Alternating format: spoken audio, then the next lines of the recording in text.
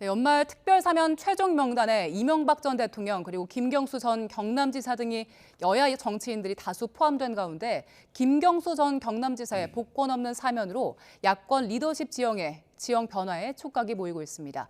오늘 전국 현안 두 분과 짚어봅니다. 백승주 전 국민의힘 의원, 김영주 전 민주당 의원과 함께합니다. 두 분 어서 오세요. 네, 안녕하세요. 네, 일단 연말 특별사면 예상대로 이명박 전 대통령은 사면 없는 사면 그리고 복권 대상에 포함이 되어 있고요. 김경수 전 경남지사 가석방 불원서를 냈는데 복권 없는 사면 대상에 포함이 됐습니다. 일단 오늘 결정 예상하셨습니까?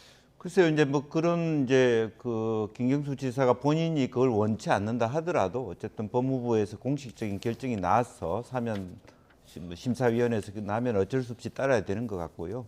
다만 뭐 그럼에도 불구하고 이번 그 복권은 정부 여당이 통합이라고 하는 얘기를 하지만 그러기에는 좀 여러 가지 아마 야권 인사들의 포함이 좀 그 경중에 있어서 너무 부족하지 않았느냐 하는 측면들도 있고요. 이제 그리고 또 특히 오히려 김경수 지사보다는 이명박 대통령에 비해서 한명숙 전 총리의 같은 경우는 근데 82억 벌금과 7억 추징금 사이에서 조금 더 큰 틀에서의 대통령께서 혹은 법무부 장관에서 좀 어떤 부분이 있었다면 어렵사리 좀 국민 통합이라든지 여야의 균형 잡힌 그런 어떤 뭐 복권 사면이라고 할 수 있는데 그런 면에서 좀 부족하고 또 한편으로 보면 소위 이명박 박근혜 전 두 대통령 시절에 상당히 많은 공직자들 또 많은 그 분들이 복권에 됐다는 거 보면 야당은 다시 한번 아마 과거 국정농단 세력들에 대한 뭐 부활 혹은 실제로 윤석열 대통령께서 서울중앙지검장 때 구속하고 구속했던 분들을 다 면죄부를 든 것에 대해서 어떻게 볼 것인가 하는 것도 좀 논란의 대상이 된다 그렇게 봅니다. 네. 예, 저는 사면 적절한 시기에 잘했다 이렇게 생각하고 높이 평가를 합니다. 이 국가가 여러 가지 어려운데 정치인들 또 공직자들을 힘을 합쳐갖고 이 위기를 극복하는 도움이 됐으면 좋겠다 생각이 들고요. 지금 논란이 되고 있는 김경수 지사 경우에는 저는 사면에 저는 뭐 좀 반대한 입장입니다만 그러나 원칙을 일관되게 적용했다 봅니다. 왜냐하면 이번에 대상을 주로 정치인, 공직자 그리고 선거사범들에게 일관 전부 다 적용했거든요. 어쨌든 개인의 어떤 여러 가지 입장하고 달리 선거사범이었고 정치인이기 때문에 일관 같은 잣대를 들이댔지 않나 이렇게 생각을 합니다. 그래서 저는 김경수 지사 사면과 관련해서 관심 있게 사면된 사람이 드루킹 특검을 이끌어낸 김성태 전 원내대표예요. 김성태 원내대표가 사면 복권됨으로써 여권 내에 하나의 그 여러 가지 세력이 더 두터워지고 여권 내 새로운 하나의 중심이 될 가능성이 있다 이렇게 보고 여권 지형에도 영향을 줄 것으로 이렇게 봅니다. 네, 두 분 평가처럼 여야의 평가도 엇갈렸었는데요. 윤석열 대통령은 신년 특별사면과 관련해서 국력을 하나로 모아나가는 계기가 되길 바란다 이렇게 밝혔는데 듣고 돌아오겠습니다. 각계의 의견을 수렴해서 신중하게 사면 대상과 범위를 결정했습니다. 이번 사면을 통해 국력을 하나로 모아나가는 계기가 되기 바랍니다. 감사합니다.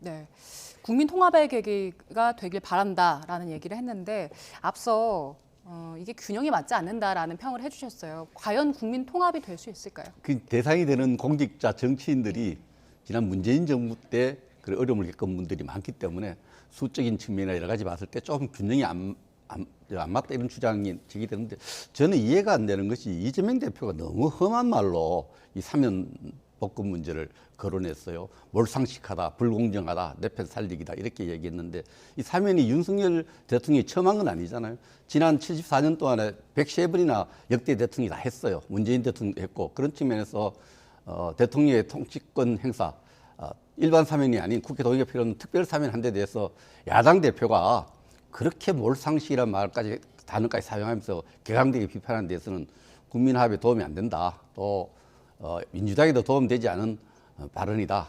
저는 그렇게 생각을 합니다. 네. 그런데 박근혜 정부 주요 공직자들이 이번에 많이 사면이 됐잖아요. 그 부분에 대해서는 어떻게 평가하십니까? 그 부분에 대해서 저는 일부 그 평론가들이 얘기했지만 관행에 의했던 것이 엄정히 잣대를 들여서 처벌받은 경우가 많습니다. 국정원 예를 들면 국정원 예산을 사용한 이런 부분에 대해서 관행적으로 사용됐던 부분이 이제 처벌된 부분에 좀 억울한 부분이 있죠. 그런 부분에 대해서 또 박근혜 정부 때 공직자 또 정치인이 많이 어려움을 겪었는데 화합 차원에서 잘했다 이렇게 생각하고 적절하다 이렇게 생각을 합니다. 예. 그리고 김경수 전 지사는 복권은 되지 않았기 때문에 지금 피선거권을 박탈당한 상태잖아요. 그러면 2028년 5월까지는 공직선거에 나갈 수가 없는 상황인데 앞으로 일단 나오게 됐으니까 어떤 역할을 할 수 있을까요? 그래서 이제 사실은 그런 이제 2028년이라고 하면 한 10년 동안 정치하지 마라. 결국 근본적으로 원래 그렇게 만든 이유는 다시 정치하지 말라는 뜻을 갖고 있어요. 원래는 내용적으로 보면 한 10년 동안 정치를 못하게 하면 정치적 영향력이 줄어드는 거죠. 이제 그럼에도 불구하고 저는 역으로 보면 만약 복권을 시켜줬다라면 음모론이 있어날 겁니다. 어떤 면은 또 역설적이게도 말하자면 이재명 지사를 완전히 허물어뜨리기 위한 조작 정치 일환이다. 이렇게 또 역비판도 있을 수 있어요. 다시 소위 김경수 지사를 들어오게 함으로써 정치 활동을 완전히 완강하게 지어줌으로써 이재명 대표 체제를 무너지기 위한 또 민주당을 훨씬 더 경랑 속으로 몰기 위한 이제 그런 의미에서 순수한 부분도 있다. 차라리 원리 원칙대로 복권을 하지 않음으로써 실질적인 어떤 정치 세력 안으로 들어오기에는 첫째 연령이나 중량감이나 또 실질적인 권한에 있어서 굉장히 부족합니다. 김경수 지사는 그 역량이 적다는 보다는 그래서 실제로 보면 그럼에도 불구하고 이재명 대표가 사법 리스크가 강화되면서 일정 정도의 어떤 친노 친문 구심 역할은 할 수 있지 않겠냐 그렇게 보여집니다. 그런데 지금 김경수 지사의 경우에는 문재인 대통령 시절에 감옥에 갔어요. 말하는 김명수 대법원장 체제에서 유죄를 인정받은 부분입니다. 그런데 그 김경수 지사 본인이 그 대법원 판결을 인정하지 않는 거예요. 나는 무죄다 그런 거예요. 그게 다른 정부도 아니고 문재인 정부의 김명수 대법원장 체제에서 유죄를 받은 부분에서 끝까지 인정하지 않고 사면에 받아들이지 않겠다 이런 입장들은 물론 미래 정치를 위한 어떤 여러 가지 자산 쌓기로 봅니다만 저는 납득이 안 가요. 문재인 정부에서 구속됐거든요. 그리고 선거권, 피선거권 제한 이런 문제는 다른 국민들의 행평성을 고려할 때 뭐 본인이 좀 이해해야 될 부분이 아니냐. 그렇지 않습니까? 문재인 정부의 김명수 대법원장 체제에서 구속되고 재판받은 분이 그걸 인정하지 않는다는 건 공직자로서 최소한의 저는 여러 가지 생각의 부분이 많다. 이렇게 생각을 합니다. 네, 반면에 이명박 전 대통령 같은 경우에는 사면 복권으로 이제 정치적으로는 완전히 자유로워졌잖아요. 앞으로 그렇습니다. 어떤 역할을 할 수 있겠습니까? 저는 기대하는 것이 외국의 대통령들처럼 사면 복권된 대통령님들이 좀 더 그 경험, 외교적이나 국방 안보 이런 또 여러 가지 국정 운영 경험이 다음 대통령들 또 미래 대통령들한테 공유되는 국가를 위해서 그런 봉사하는 활발하게 봉사하는 그런 모습을 보고 싶습니다. 네, 그래서 저희가 앞서 잠깐 얘기를 했는데 그 이명박 전 대통령 포함해서 뭐 최경환 전 부총리, 남재준 전 국정원장, 김기춘 전 비서실장, 조윤선 전 정무수석, 우병우 전 민정수석 대부분 윤석열 대통령이 그 검사 시절에 기소를 하고 수사하면서 처벌받은 인사들이잖아요. 네. 그래서 이게 좀 모순이 아니냐. 민주당 내에서는 심각한 자기 부정이다 이런 지적들 자기가 제가 있다고 기소하고 구속하고 이제 그렇게 됐고 물론 뭐 판단은 뭐 검찰이 하는 게 아니고 판사가 하는 거지만 그래놓고 본인이 대통령 돼서 그것을 다 면죄부를 주는 또 사면시키는 것은 좀 그런 면에서는 비판의 대상이 될 수도 있고 또 하나는 제가 아쉬워하는 것은 이렇게 많은 수를 하는 데 있어서 어찌 보면 8대2, 9대1의 어떤 여야 균형이라면 사실은 사면의 수단이라는 건 성탄절 사면도 있고 뭐 석탄일 사면도 있고 8.15 사면도 있고 조금 나누어 가면서 좀 할 수도 있지 않았겠냐. 물론 뭐 정치인 사면을 매번 한다는 그 비판을 받기 어렵기 때문에 한 번에 한다고 하지만 이제 그런 면에서는 사실은 과연 이 사면을 어떻게 볼 것이냐. 저는 오히려 역으로 보면 내년 2월 3월에 있을 전당대회 때 본인 윤석열 대통령의 확실한 당내에서의 어떤 지형을 만들기 위한 그런 집중적인 여당만을 위한 목표를 둔 사면이고 그 사면에 일부 야당 인사들이 둘러서고 있다. 그런 인상도 적지 않습니다. 왜냐하면 이명박 박근혜 정부의 핵심 인사들 그동안에 뭐 감옥 같은 사람들이 전부 다 풀어주는데 그 사람들이 다 정치할 사람들은 아니에요. 뭐 이명기 이런 분들이 상당히 많은 원세훈 이런 분들이 뭐 정치를 하겠습니까? 할 수 없지만 당내에서의 소위 친 윤석열 지형을 두텁게 만드는 그런 역할은 충분히 할 것이다. 이제 그런 형태로 볼 수밖에 없다라고 보이죠. 네, 백승주 의원께서는 민주당 지적 어떻게 들으셨어요? 민주당 지적을 제가 조금 전에 소개를 드렸지만 사면에 대해서도 사면 받는 분들의 심정도 해야 될 거 아닙니까? 그래서 좀 국민 화합 차원에서 잘 되기를 바란다는 이런 멘트 좀 기대는 그런 게 없고요. 불균형은 당연히 나올 수밖에 없죠. 저는 민주당이 좀 제가 아쉬웠던 부분을 사면에서 경제가 사실 너무 어렵습니다. 실물 경제 돌아다니 보면은 실물 경제가 뭐 건설뿐만 아니라 모든 분야 어려운데 국민들이 또 다른 시각도 있을 수 있지만 경제인들에 대한 사면을 좀 해서 경제에서 그 분위기를 조금 경제에 집중하는 그런 사면이 좀 보태졌더라면 하는 그런 아쉬움이 있어요. 민주당이 그런 지적을 좀 했더라면 어떨까? 경제인들의 사면에 대해서 좀 고려가 아쉽다. 이런 멘트가 나왔으면 좋은데 이걸 아주 몰상식하고 불공정하다 그러면 앞으로 민주당도 집권할 거 아닙니까? 그 사면권 행사 안 할 거예요. 그런 면에서는 조금 특히 뭐 당의 다른 민주당 의원들이 이야기하는 건 제가 이해가 되지만은 당대표가 앞장서서 그렇게 거친 표현으로 MB 사면을 굉장히 격렬하게 규탄했더라고요. 그런 부분은 참 안타깝고 아쉽다 이렇게 생각했습니다. 네, 일단 10년 특별 사면 결정 나서 이야기 나눠봤고요. 자, 이제 오늘 포함해서 올해가 닷새 남았습니다. 일몰법 관련해서 여야 간 협상이 답보 상태인데 이 일몰법이 정부가 미리 정해놓은 기간이 지나면 국회 별도 조치가 없는 이상 자동 폐지가 되도록 만든 법이잖아요. 근데 지금 쟁점 법안이 2개입니다. 안전운임제 그리고 추가 연장 근로제 2가지인데 내일 본회의가 예정되어 있는데 여야는 아직도 입장차가 큰 상황인 것 같아요. 일단 국민의힘 입장 어떻습니까? 이거요. 국회의장이나 국회의원, 국회 주요 위원장들은 국민 앞에 사과해야 됩니다. 일몰제가 딱 예정돼 있지 않습니까? 다시나 또까지 결론을 못 내고 국민 앞에 이런 모습을 보이는 것은 정말 예의 없고 직무유기입니다. 이런 중요한 법들은 1년여 전부터 의논해서 다시 앞두고 이렇게 허둥지둥대는 모습들을 안 보여야 되죠. 그래서 일몰제 이런 부분들은 이번에 뭐 어쨌든 여야가 합의를 좀 이루어내고 다음부터 일몰제가 있으면 적어도 법적으로 그렇게 만들 필요가 있어요. 적어도 한 절반 정도 지났을 때 2년이면 1년 정도 지났을 때부터 이 일몰제를 계속 연장할 것인가 폐지할 것인가 대체 입법을 할 것인가에 대한 합의가 이루어져야 돼요. 그거 하라고 국회 만들어 놓은 거 아닙니까? 국회가 정말 직무유기한 모습을 보고 있다.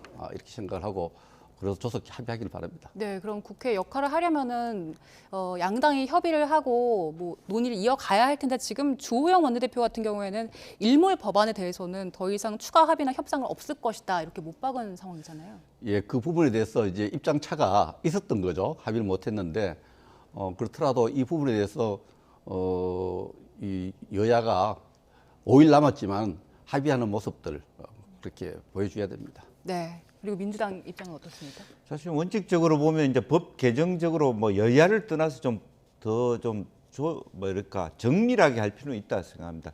일몰이라고 하는 것은 한 번의 유예를 통해서 3년 연장하는 것인데 계속 일몰제를 연장해 간다는 것은 무슨 의미가 있느냐. 따라서 일몰제 법안은 더 이상 연장하지 않도록 규정을 해서 명확하게 이해 당사자끼리 합의하는 게 필요해요. 그러니까 일몰제를 어떻게 보느냐 하면 여당에서는 일몰제라고 그다음에는 그것을 지속화하자라고 하나의 전략으로 살레미 전술의 일환으로 일몰제를 본단 말이에요. 그런데 여당의 입장에서 일몰제를 한 번 더 했으니까 이번이 마지막이라고 보는 거 사실 어떻게 보면 여당 말이 맞기도 해요. 그래서 매번 일몰제로 사실 언발의 오줌 누기식으로 가는 그런 것들이 정치 문화에 건강하지는 않다 봅니다. 그러니까 앞으로 우리가 여야 합의에서 일몰제는 다시 한번 그것이 재연장되는 건 없도록 하자. 그런 게 저는 필요한 것 같고요. 차라리 그럴 바에야 지금 여당 안처럼 아예 일몰제를 올해 안에는 그냥 끝나고 샷다운 시키고 좀 더 정밀한 새로운 법안을 만들자.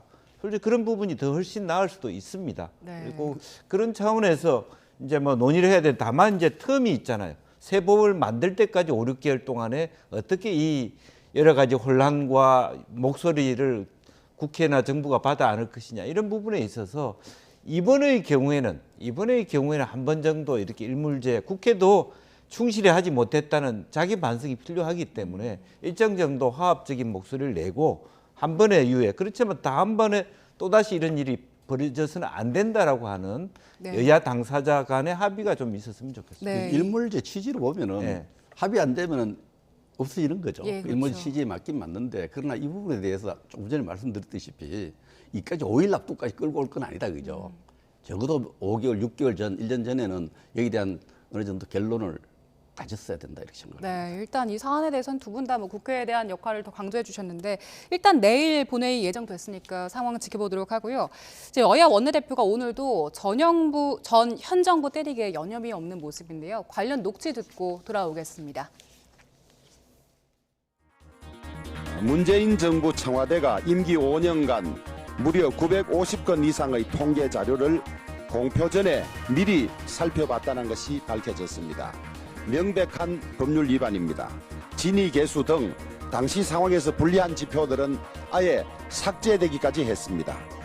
국민의 행복도까지 조작하는 것은 조지 오웰의 동물농장에서나 가능한 일입니다. 민생 범죄와의 전쟁이 아니라 야당과의 전쟁, 전 정부와의 전쟁에 나선 정치검찰 그 최첨병에는 이른바 윤석열 사단이 있습니다. 윤석열 정권은 위기의 경제와 민생은 재난 수준인데도 정작 반감만 하고 국민의 고단함을 철저히 외면하고 있습니다. 할 줄 아는 것이라고는 오로지 전 정권 지우기와 정적 때려잡기뿐입니다. 네, 먼저 주호영 원내대표, 문재인 정부 청와대에서 통계 자료를 950건 이상을 따로 받았다, 사전에 받았다라고 하면서 문제를 제기했는데 이게 원칙적으로는 받을 수 없는 겁니까? 제가 생각할 때 통계청 자료를 열람은 정부가 할 수 있죠. 부처간에 열람을 하는데 그것을 통계 내용을 활용하는 데 있어서 감추거나 은폐하거나 또 다른 숫자로 조작하거나 이렇게 하면 큰 범죄죠. 또 우리 통계청의 통계는 다른 어떤 사회단체 통계와 달리 정부에 대한 국민 신뢰, 대한민국 정부에 대한 외국의 신뢰, 또 국제경제기구의 신뢰 이거가 직결되기 때문에 이 경제 지표의 열람하고 조작한 그 실체가 인정된다면은 정말 이 부분은 국정농단이라고 볼 수밖에 없어요. 그러나 아직 열람했고 어느 부분을 어떻게 왜곡했는가에 대한 철저한 여야가 이런 조사를 좀 할 필요가 있다. 억울하면은 지금 민주당이 자꾸 전정권 지우기, 전정권에 대한 전쟁이라 그러는데 이런 문제 의문이 제기됐는데 국회가 해야 될 일은 이런 겁니다. 이런 것을 통계가 조작된지 안 되는지 국회가 이걸 조사를 할 필요가 있어요. 조사해서 정말 조작됐다면 이 부분은 대한민국에 대한 국제 신뢰도에 엄청난 영향을 줍니다. 그러나 철저하게 진상을 조사할 필요가 있다고 생각을 합니다. 네, 일단은 뭐 조사가 필요하고 여러 통계 조작이 의심되는 의혹 수준인 상황인 거고요. 반면에 민주당에서는 이재명 대표 검찰 소환 관련해서 일단 강력히 규탄하면서도 탄압의 칼날 피하지 않겠다, 당당히 임하겠다 이렇게 밝힌 상황인데 그럼 어떤 전략 가지고 임하는 겁니까? 글쎄 우선은 뭐 두 가지겠죠. 어쨌든 왜 피하느냐. 제가 없으면 당당히 맞서라라고 하는 여당의 주장에 대해서 수용한다는 뜻 아니겠습니까? 계속 피한다라고 하는 것은 당내에서도 부담이 커지는 겁니다.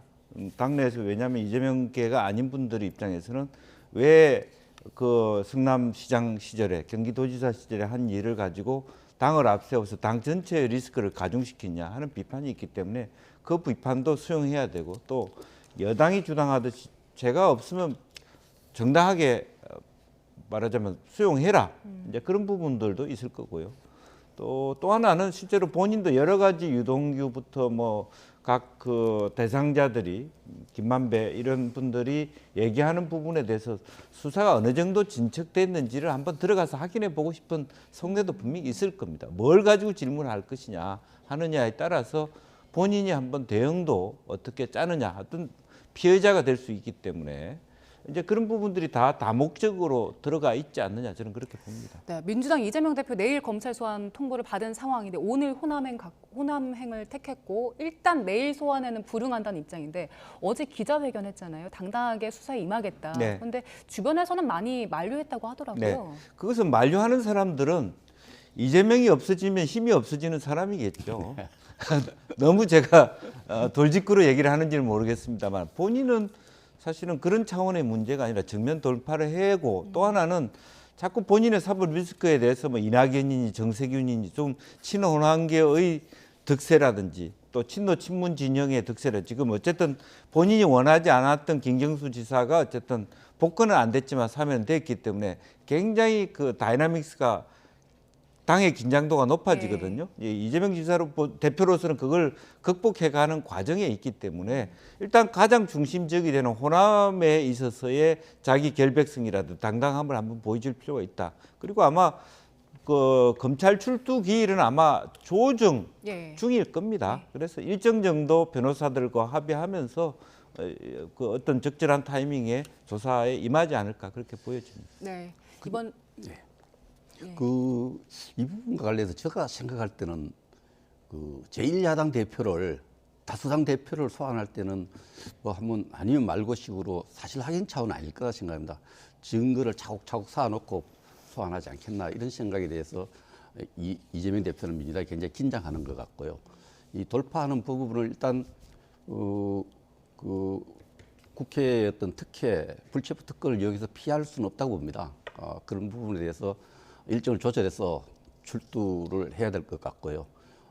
그런 측면에서 민주당의 그 당대표의 사법 리스크가 현실화되는 그런 국면으로 들어가고 있다 이렇게 볼 수 있습니다. 예, 알겠습니다.